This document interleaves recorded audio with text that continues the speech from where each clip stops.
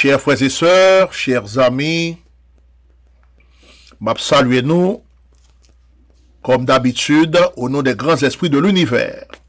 Non, moi, c'est Dr. Bicent. Encore une fois, nous retourner pour capable présenter nous une nouvelle émission à travers Betora Ministries. Betora Ministries, c'est une institution qui est fondée pour capable propager la vérité.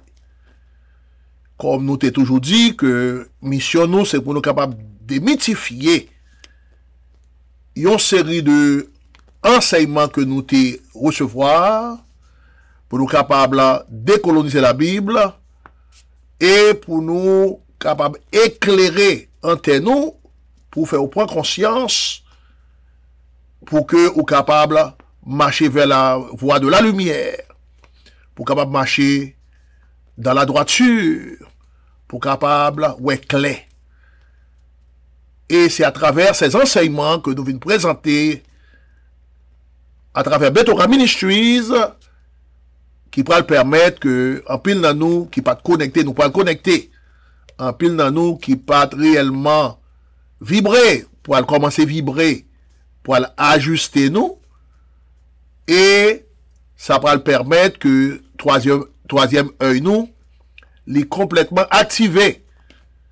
Ça nous relève dans le vaudou haïtien, ça nous relève la glande pinéale ou l'œil d'Horus. Aujourd'hui, nous pourrons parler de Herzuli-Dantor.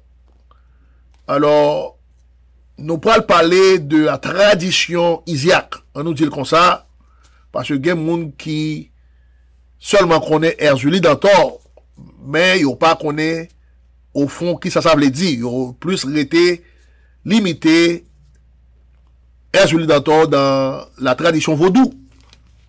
Alors, forme dit nous que DSA, qui c'est une énergie vivante que liée, qui symbolise la maternité, la fertilité, la résurrection, qui symbolisait, je dirais, la protection. Eh bien, DSA, il commençait au niveau de l'Égypte. Et puisque moi dit que nous allons parler de lit, de front à comble, nous pourrons lier les tout. Éventuellement, dans notre émission que nous avons fait, nous pourrons lier à la religion chrétienne, au christianisme qui utilisait cette déesse, cette divinité que relève Herzuli-Dantor à leur propre bénéfice. Aussi bien certaines sociétés secrètes, les francs-maçons, les rosicruciens et l'atrie, ils ont utilisé cette déesse pour leur avantage, surtout dans les rites initiatiques qu'il y a célébré. Alors, Herzuli-Dantor, il commencé en Égypte. Il faut nous dire que c'est Isis. Là, nous dit Isis, on a parlé de l'épouse d'Osiris. Donc, c'est une grande déesse. On a parlé de Isis, que nous lit parfois et sonné comme Aïza, parce que dans Aïza, nous, Isis là tout, Isaïa, ou Isis là dans tout, dans Israël, nous, Isis là dans tout, comme au début. Donc, c'est une grande déesse égyptienne. C'est Isis. D'ailleurs, au 5e, 6e siècle avant Jésus-Christ, il y a un culte, le culte isiaque, qui était répandu dans toute la Méditerranée, en Grèce, et en Italie, et dans les îles grecques. Et il était même arrivé en Europe. On a parlé le culte isiaque. Côté, il y a un pile temple qui était dédié à la grande déesse égyptienne Isis. Alors, Isis, d'après l'histoire, d'après la mythologie grecque, c'est une déesse qui était gagné frère et mari qui était Osiris. Osiris, dans le combat qu'il a fait avec frère Seth pour le contrôle du royaume égyptien, eh bien, Seth est arrivé coupé en différents morceaux. Alors que Isis reconstituait le corps d'Osiris les villes fait retourner à la vie, puisque il y a contrôle, il y a domination sur le bas monde, et c'est comme ça qu'il vient faire que Osiris ressuscité. Mais il n'a pas jamais trouvé le pénis, qui s'appelle le phallus d'Osiris. Et c'est ça fait que, en termes de symbole, dans le vaudou haïtien, surtout à l'époque des Guédés, eh bien, nous voyons que il y a un bâton que Guédéo, les gens possédés par les Guédés, les esprits des morts, ils ont utilisé ce bâton, ils ont fait des ceintures sur ce bâton. Nous t'ai parlé de ça déjà dans notre émission. Eh bien, ce bâton représentait le pénis ou le phallus d'Osiris. Alors, je dis, depuis longtemps, on nous dit depuis quelque temps, il y a un débat qu'a fait entre Hathor et Osiris. La déesse Hathor, deux grandes déesses, hein. Hathor plus lié à la maternité, à l'amour, alors que Isis lié plus à la fertilité et aussi bien à la résurrection, aussi bien à la mort, à la maternité. Mais, de manière générale, il faut nous dire que toutes deux, ces deux grandes déesses, mais il y a des débats qu'on fait depuis longtemps pour dire que il y a différents rôles et différentes attributions. Il y a différents rôles et différentes attributions. Mais en réalité, il s'agit de la même divinité. Il y a tous deux gagnants et ils sont représentés par des vaches. Ce sont des déesses vaches. Et en plus de ça, il y a un disque solaire sous tête. Donc, il y a tous deux, nous capables de dire, tous les deux gagnants, ça nous capables de relayer et ils ont représenté, ils ont symbolisé la maternité. C'est ça que Hathor et Isis représentent. Alors, et débat pour capable séparer ces deux divinités toujours à fait, mais dans le vaudou haïtien, il y a une synthèse qui fait entre les deux. C'est ça qu'on nous dit Erzuli d'Hathor. Erzuli, c'est Isis, puisque les Zili, c'est le même Isis là, et d'Hathor, c'est Hathor. C'est une déformation de Hathor, de la déesse vache. Hathor de l'Égypte. Alors, nous gagnons Erzuli d'Hathor, qui est la mère de la terre. C'est pas seulement la mère d'Haïti, mais la mère de la terre, et qui dominait tous les éléments, hein. Les plus basés sur l'élémentaire, les plus vibrés sur l'élémentaire, mais les trouvait dans tous les éléments, dans toutes les dimensions. C'est la mère universelle. On a parlé de Erzuli d'Hathor, ou Erzuli de Hathor. Or, qui ça que les juifs culturels ont fait, ils ont pris le mot Hathor, ils ont inversé li, qui vient de le Torah. Le Torah juif, le Torah veut dire enseignement. Or, les point Torah, et ils ont vu demander à l'autre, le point Torah, ou virer la Hathor. Et puisque enseignement, les gardiens de ces enseignements, c'était les Mazoras ou les Mazorettes. Mazoras, ce sont nos ancêtres. Alors, si ça fait en Haïti, par exemple, on toujours dit que il y a des gens qui Mazora. Et pas seulement les gens grand monde, petit monde, ils connaissent les gens Mazora, les gens qui dedans, mais surtout grand monde. Parce que les gardiens des traditions de nos ancestrales, de les traditions ancestrales, et même c'était des gens âgés. C'est eux qui vivent en pile, ils sont des gardiens des traditions ancestrales, des traditions juives. Ils ont le Mazora. Alors, les Mazorettes. Et donc, c'est justement, c'est travail ça que tu as fait. Ce sont les gardiens des anciennes traditions. Alors, ça comme des besoins expliquer nous, je dis, puisque dans vos doigts nous venons Erzuli d'Hathor, et Erzuli d'Hathor nous dit son énergie qui vibrait surtout sur l'élémentaire, eh bien, les Européens ont utilisé Erzuli d'Hathor à leur bénéfice. Même, je nous dis, certaines confréries, il y a environ 500, nous capables de dire, Madonna Noire, Erzuli d'Hathor, ou la vieillesse noire au niveau de l'Europe. En France seulement, il y a environ 180 Erzuli d'Hathor au sud de la France. Il y en a qui trouvent même dans les temples des cathédrales en Europe, la Russie, en Pologne, en Suisse, en Allemagne, aux États-Unis et dans d'autres parties de l'Europe. Nous trouvons cette déesse noire. Mais si les Européens, en pile d'ailleurs, ce sont des racistes, pour qui ça est obligé à accepter une déesse noire, pour qui ça est obligé à vénérer une déesse noire, même au niveau du Vatican, en Italie, il y a plusieurs temples qui gagnaient statues, qui gagnaient images de cette déesse, même au niveau de Basilique Saint-Pierre, puisque le pape Jean-Paul II, actuel Saint Jean-Paul II, est venu avec une image de cette déesse noire, il est placé dans la Basilique Saint-Pierre, il était vénéré là, ok, il était très très attaché au culte. Ici, Isiaque, ils ont dit c'est Marial, mais au fond c'est Isiaque. Parce que qu'est-ce que les Européens ont fait au fil des temps, ils ont présenté Isis comme la Vierge Marie. Donc ils ont commencé à blanchir statue et ou bien ils ont fait sculpter l'autre statue en blanc pour dire c'est la Vierge Marie.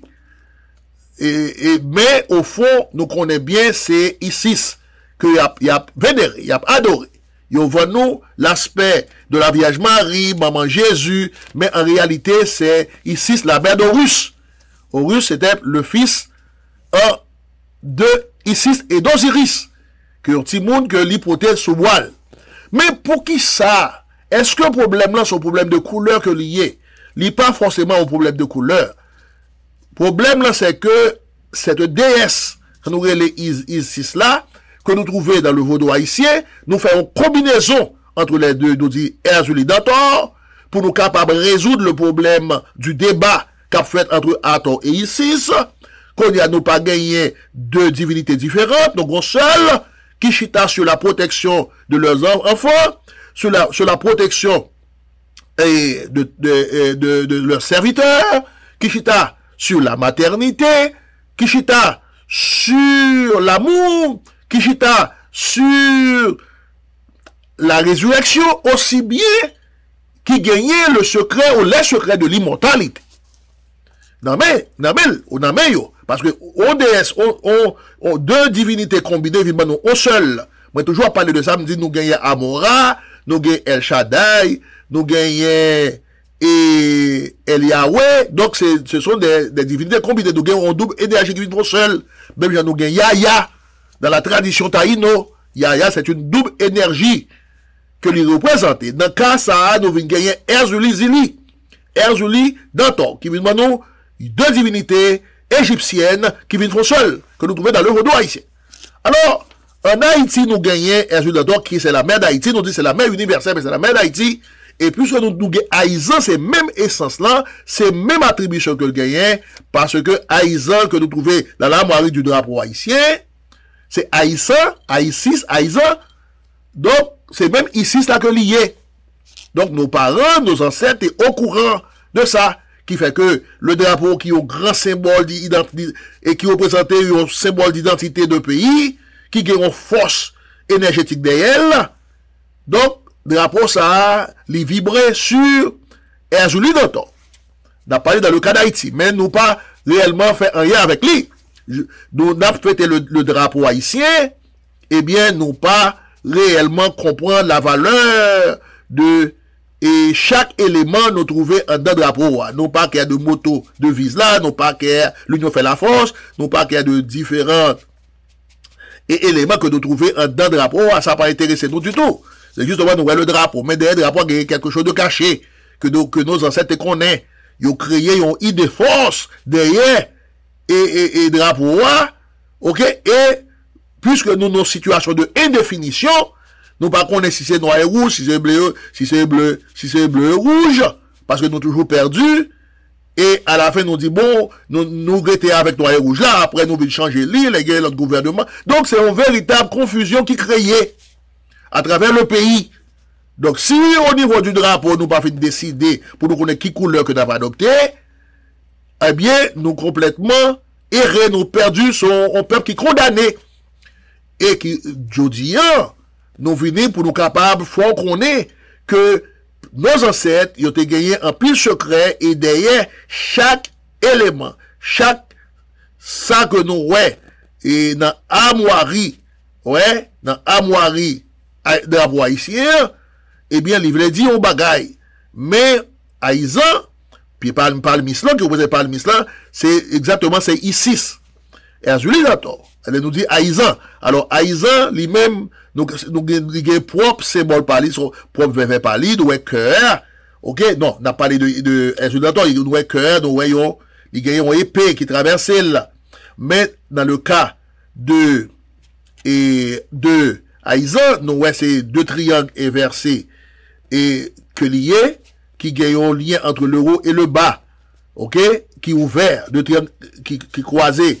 Ok, qui pas fermé pour que l'énergie capable éparpiller, capable dissiper. Mais c'est même si c'est bon différent, mais c'est même maman, c'est même divinité féminine que lui représente. Et d'ailleurs, même au 1er siècle, 2e siècle, 1er, 2e siècle, nous voyons que tu gagné et une secte juive qui était relais les Esséniens. Les Esséniens, dans les Esséniens, nous voyons ici là tout. Ils ont les Essanoï, alors Esséniens en français. Mais nous avons Essanoï, ou bien Essanim, eh bien, ce sont les partisans d'Isis. Ok? Et Essanoï veut dire humble. Et ce sont des gens, et des dévots, qui te vivent en vie d'humilité. Ils te vivent dans l'humilité. Mais ils étaient des partisans d'Isis. Ils étaient dans quel Isiaque. Or, c'était encore un prêtre égyptien au 5e, 6e siècle. Ils étaient les Kresheshta. Donc, Kresheshta, nous voyons Christ là. Donc, Kresheshta, qui était venu éparpiller au niveau de la Méditerranée, le culte Isiaque, gagner les mystères d'Isiaque, qui gagnaient pour les initiés, leur initiés dans le culte Isiaque, ça nous les chiriaïsants, les mounavin kanzo, moi pas qu'on est au niveau du vaudou, si vous comprenez de cette manière, cela veut dire que ou déjà protégé et Isis responsable de ton âme pour le capable de conduire vers l'immortalité. Là, la l'ouvri troisième œil ou, la foi ou un pile bagaille, la ouvri conscience ou, que c'est exactement ton esprit, et là, l'ouvri troisième œil, la côté Amoshita, eh bien, wap vin comprendre un pile bagaille, et ça va permettre qu'on travaille au niveau personnel, en tant que kanzo, en tant que initié, et lui-même la conduire vers l'immortalité. C'est ce secret que les Européens viennent comprendre, qui fait que ils viennent attacher au culte Isiaque. Je dis même s'il y a bon nous la Vierge Marie pour créer confusion, que son femme en dame blanche que vous présentez, mais au fond, dans un pile temple, un pile cathédrale, un pile l'église, et au niveau de l'Europe, eh bien, ils ont gagné la Vierge Noire la caillou.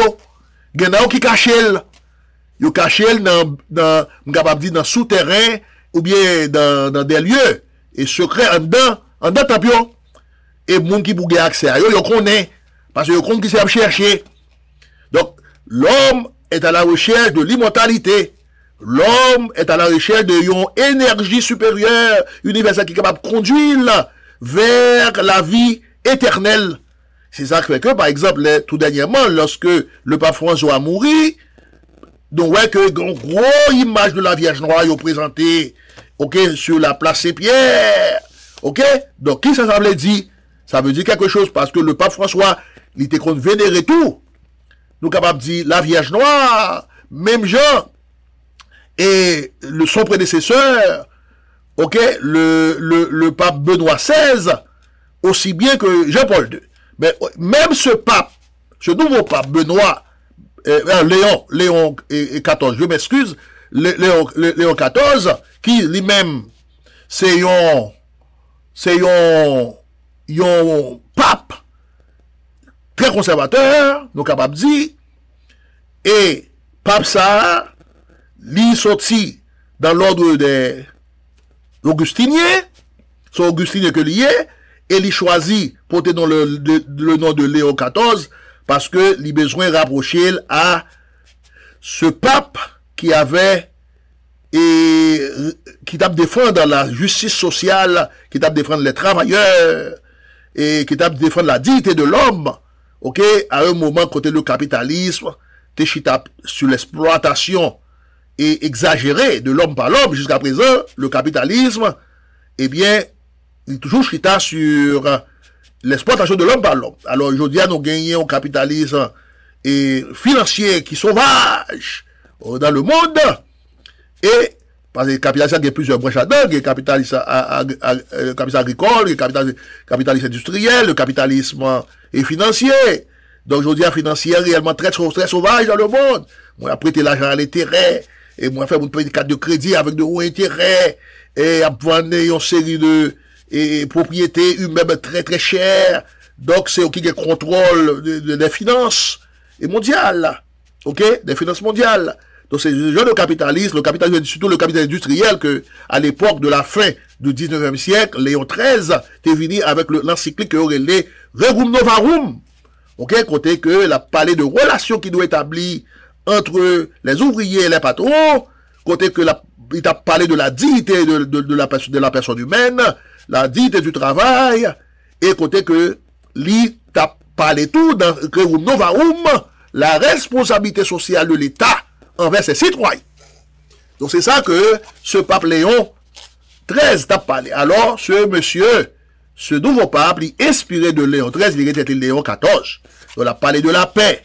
Nous pour nous faire une émission sous ce pape, mais nous pourrons le faire et en accord avec Erzuli Danton, puisque nous te faisons une émission déjà sur ça, côté que dans son élection en tant que pape, en tant que pontife, nouveau pontife du Vatican, eh bien, nous t'ai posé cette question, est-ce que Erzuli Danton d'accord, puisque tu as gagné un engagement qui te prend depuis l'époque 1978-79, bien avant, mais on a parlé engagement qui te prend avec le pape Jean-Paul II, lorsqu'il était dans le séminaire théologique dans les années 40, 42, 43 au niveau de la Pologne.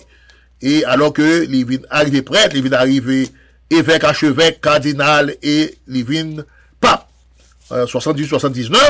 Donc, tu as un engagement, alors là que vous mandez un bagage en esprit, eh bien, vous gagnez une réciprocité. Et esprit en la vie à travers tes rêves, à travers tes visions, la vini, vient parler ensemble avec vous pour qui ça pour faire, pour baler un retour. Donc, on coup pour quoi, une réciprocité. Et c'est là, le problème à te poser, donc, on ne peut pas venir sous ça encore. Parce que il y a des gens qui ne portent pas attention à ça que n'a dit, et c'est pas voué monter. C'est justement, c'est des messages que nous recevons à cause de l'activation de Nawenou, de troisième œil là, qui fait que grand pile bagay nous capable ouais. Donc nous venons développer une véritable intuition, une très haute intuition. C'est pas une façon pour nous capable monter tête. Non, nous pas prophètes. Nous pas prophètes, mais quand même des bagay qu'on ka ouais, des bagay qu'on ka senti, ou bagay qu'on quelque chose qu'on ka percevoir.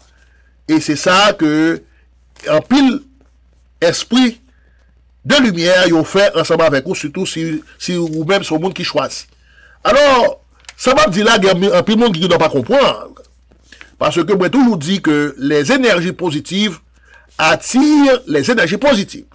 Donc, si vous observez, ou très positif, ou observez des énergies positives, eh bien, ou même ou déjà, dans l'autre catégorie, et cela fait que tout ça, va faire la sortir en bien. Ou pas paniquer pour rien, ou faire le bien, et ou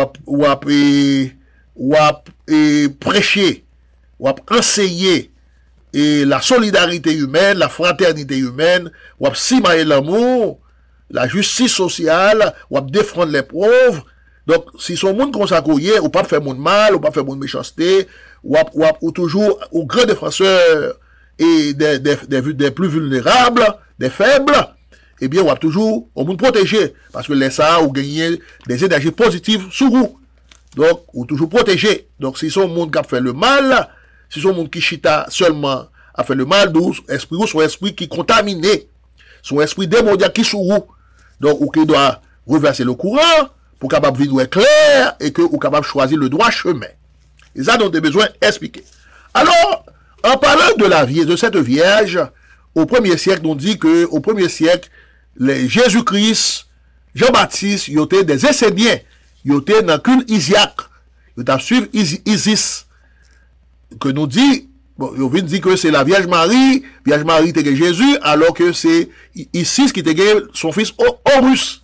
Il mettait sous boile. Et il y a même des statues de Isis qui gagne Osiris sous lui. C'est lui qui a utilisé, mais il n'a pas jamais fait nous compte ça. Alors, ça me besoin d'expliquer nous encore, c'est que il y a deux versets bibliques. Il y a un qui est dans Apocalypse 12, verset 1, qui parlait d'un grand signe paru dans le ciel, une femme revêtue du soleil, sous les pieds de laquelle était la lune, et sur sa tête une couronne de 12 étoiles.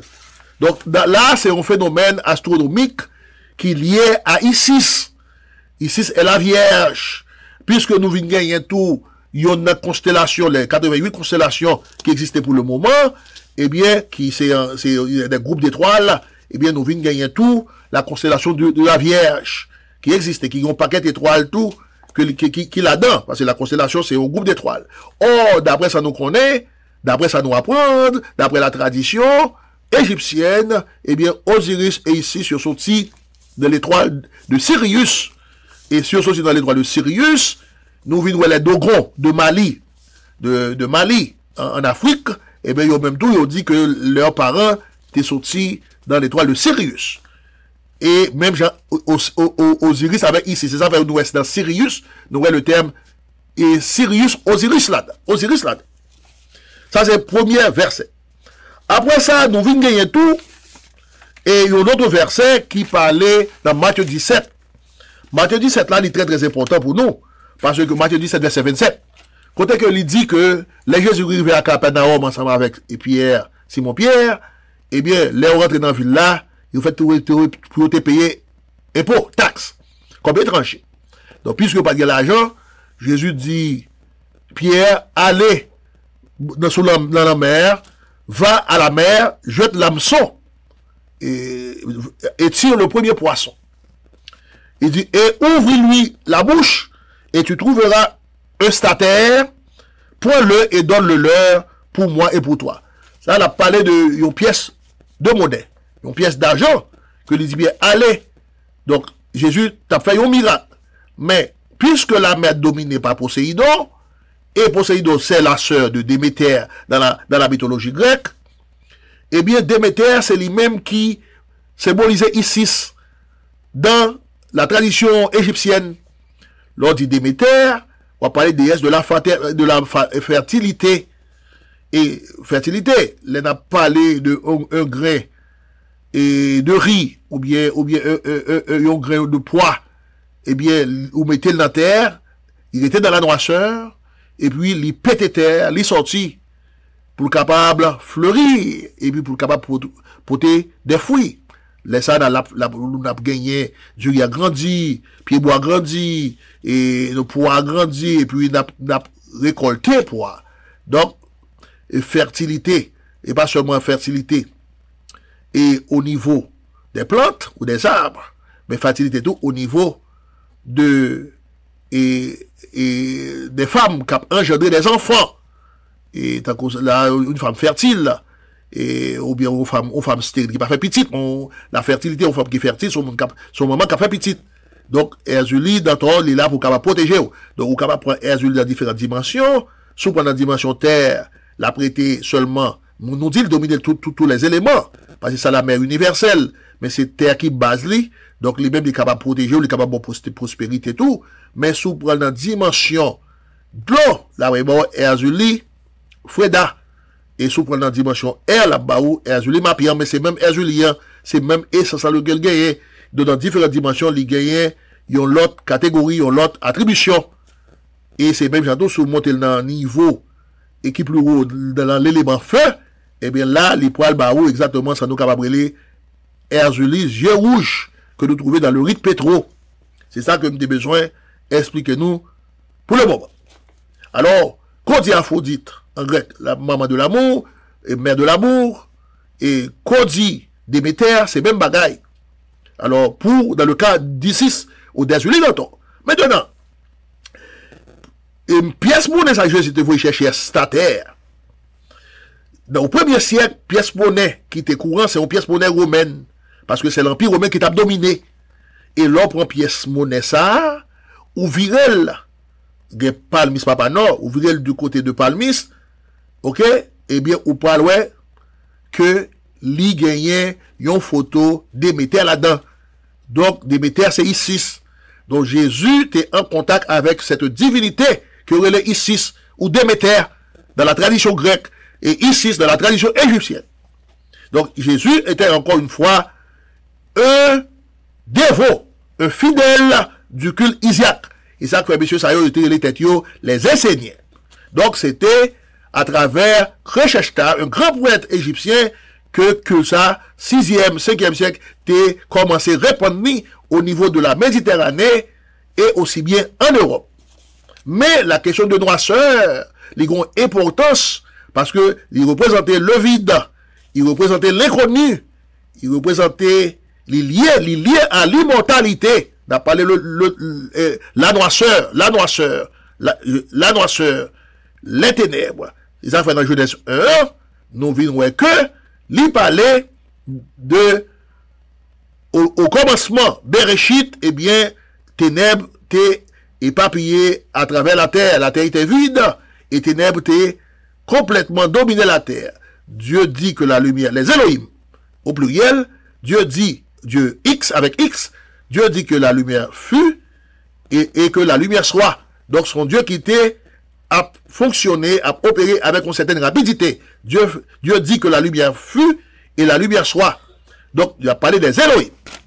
Alors, moi, t'as aimé que nous comprendre que ténèbres là, il y a une grande importance et c'est pas seulement la couleur d'ici en tant qu'égyptienne qui fait que les Européens et les chrétiens, ils ont vu adopter Isis là, ils ont vu couvrir et ils ont vu attribuer, ils ont vu présenter la version de la Vierge Marie, ils ont commencé à blanchir. C'est pas problème de couleur qui est vraiment problème là, mais ce problème là, c'est que qui fait au Québec toujours. Et ils ont toujours à suivre Isis là en cachette, en bas, que ils n'ont pas voulu nous. Ouais, ça. Eh bien, c'est parce que ils connaissent que c'est lui qui a le secret, ou les secrets de l'immortalité, les capacités pour capable faire que les âmes humaines capables de franchir la voie vers l'immortalité. C'est ça que il représente. Et ça fait que moi, t'as remis suggérer nous pour nous lire un livre de la théosophiste et Hélène Blavatsky qui relève Isis dévoilé. Isis Unveiled en anglais. Isis dévoilé. Là, on comprendre les vrais mystères des Ulidantor que nous relève Isis. C'est ça que je devine expliquer nous. Je dis, moi, t'as suggéré nous lire ça pour nous capables comprendre. Et me expliquer nous. Et dans le mystère Isis là, gagner des rites d'initiation ou des rites initiatiques qui fait sous nom de Shiré Aïzan. C'est Shiré Isis. Shiré Aïzan, il dit que les, on va initier nos moments d'initiation, quand Zoa, on a une quand Zoa qui a initié tout bon voyage, et bien, Mounza, il vient protéger par Isis. Donc, Mounza, il vient évoluer sur le plan de la conscience. Il vient monter de dimension. Il n'est pas n'importe qui encore. Donc, c'est pas n'importe qui qui a une Kanzo. Même, j'en ai, ouais, il y en a plus grand degré. Il y en a plus grand degré qui existait au niveau de la franc-maçonnerie. Eh bien, c'est Isis Osiris.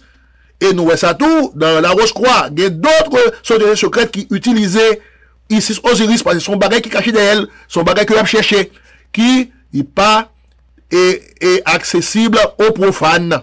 Je veux dire, c'est ça, nous venons expliquer où. Donc, nous-mêmes, nous rejeter Azuldantor nous, et puis nous venons censés banaliser le culte isiaque, nous faisons à notre manière, et qui fait que, je dis, nous perdons l'essence, la vraie signification des Azuldantor. Mais si nous retournons à la source, nous comprendre réellement l'importance des Azuldantor, nous purifier le culte des Azuldantor, nous pensons que les saints ont bien connecté tout le monde avec cette énergie qui représentait la vraie mère universelle. Alors, pour nous finir, l'homme, la mission de l'homme sur la terre, c'est une mission de contemplation, d'exploration, de projection, d'introspection, de vénération, pour capable de travailler avec sa conscience, pour capable d'évoluer et transcender. Nous perdons cette vocation puisque les hommes, dans leur égoïsme, ils ont subjugué, ils ont rendu esclaves, ils ont zombifié d'autres humains, qui fait que, en plus, nous perdu, je m'excuse, Donc, je dis, encore une fois, on a toujours parlé de éveil et de réveil. Type d'émission, ça y a pas pour n'importe qui. Si vous vibrez, vous connectez, vous sentez que réellement ces messages, ces enseignements, capables de changer vie ou, eh bien, Abdou était fidèle à ce genre d'émission. Mais il y a des gens qui ne sont pas intéressés ou pas jamais intéressés. Les gens sont condamnés. Parce que dans Betora Ministries, nous dit encore, c'est spiritualité qu'on a fait. Nous pas faire religion. Nous pas prêter dans cage. Il faut que l'esprit humain soit capable d'émanciper. Et c'est ça que Betora Ministries vient ce type d'enseignement pour permettre que ton esprit soit capable d'émanciper, pour que ta conscience soit capable de monter de dimension, pour capable d'évoluer. C'est ça que nous venons faire là, à travers Betora Ministries. C'est ça que nous devons expliquer aujourd'hui, chers frères et sœurs. Merci d'être ce que nous t'avons porté attention. Nombreux encore, c'est professeur Bissin. Pas oublier que l'émission ça nous t'est présentée pour vous à travers Betora Ministries. Nous restez fidèles, abonnez, partagez ce genre d'émission, ce genre d'enseignement à d'autres mondes qui sont capables d'intéressés. Merci encore. Je ne vais pas quitter nous avec cette bénédiction avant que nous mettions vent dans nous. Que les grands esprits de l'univers, les grands esprits de lumière, les grands esprits de vérité et de justice, et les grands esprits de l'île d'Haïti, non pas de la terre d'Haïti seulement, mais de l'île d'Haïti en général, les grandes énergies qui ont traversé cette île, puisque l'île d'Haïti n'a pas de frontières sur le plan spirituel, sur le plan mystique. C'est les hommes qui créent frontières géographiques, limitrophes, mais au niveau des esprits, pas gagné limite. C'est ça que nous devons expliquer. C'est avec bénédiction que nous avons quitté pour le moment. Que tout grand esprit ça yo capable de bénir, capable de protéger et capable de rayonner. Shalom, shalom, shalom. À la prochaine.